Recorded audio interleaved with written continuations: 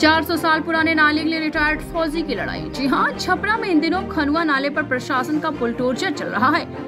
बीते 2 दिनों से लगातार अतिक्रमण को हटाया जा रहा है। एनजीटी के आदेश पर जिला प्रशासन ने निर्देश दिया था, जिस पर लगातार कार्रवाई की जा रही है। 2 दिनों में अवैध 150 दुकानें हटा दी गई हैं। 136 बची दुकानों को हटाने की मुहिम चल रही है।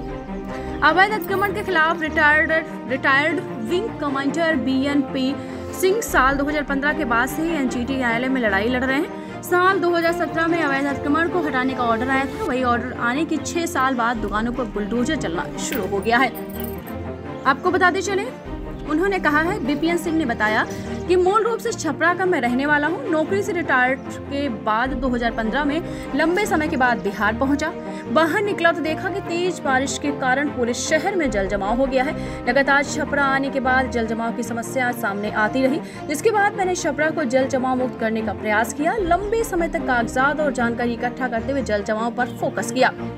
दीक्षांत एडुटेक लाया है दीक्षांत ई लर्निंग ऐप। बने दीक्षांत का चैनल पार्टनर और अर्न करें लाखों रुपए प्रति महीने। चैनल पार्टनर बनने के लिए विजिट करें www.dikshans.com। साल 2017 में मुझे पता चला कि सरकारी राजस्व के दस्तावेज में खनुआ नाला नहर के रूप में दर्ज है।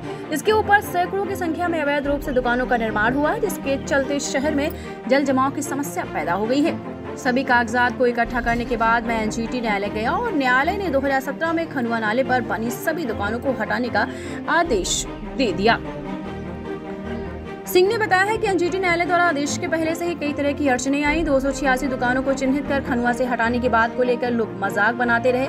यहाँ तक कि मेरे परिवार के लोग भी कुछ समय के लिए मुझसे सवाल करते रहे कि क्या ऐसा हो सकता है, लेकिन फौज में मिली सीख को मूलमंत्र मानकर मैं समस्या से लड़ता रहा। मैंने हिम्मत नहीं हारी।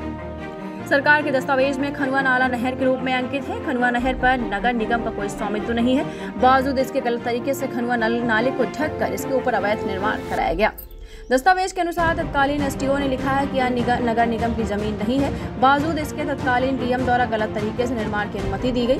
मिले रिकॉर्ड के अनुसार तत्कालीन डीएम आरके श्रीवास्तव इसके दोषी हैं। तो आपको बता दें, लंबी लड़ाई के बाद अब खनुआ नाले को लेकर यहाँ पे जो बुलडोजर चला हुआ है और लगातार यहाँ पर जो उनकी लड़ाई थी, अब उनकी लड़ाई वास्तव में पूरी हो गई है।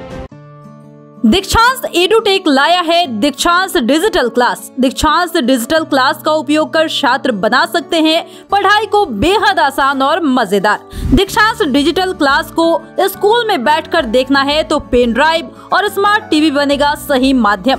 चलिए अब ये भी जानते हैं कि दीक्षांत डिजिटल क्लास का फी स्ट्रक्चर क्या होगा।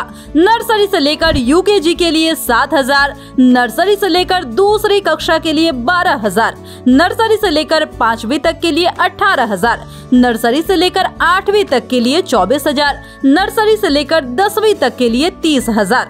अगर आपको डेमो करना है तो उसके लिए आप दीक्षांत डिजिटल क्लास के यूट्यूब चैनल को विजिट कर सकते हैं। हमारे यूट्यूब चैनल को सब्सक्राइब और फेसबुक पेज को लाइक करना ना भूले। धन्यवाद।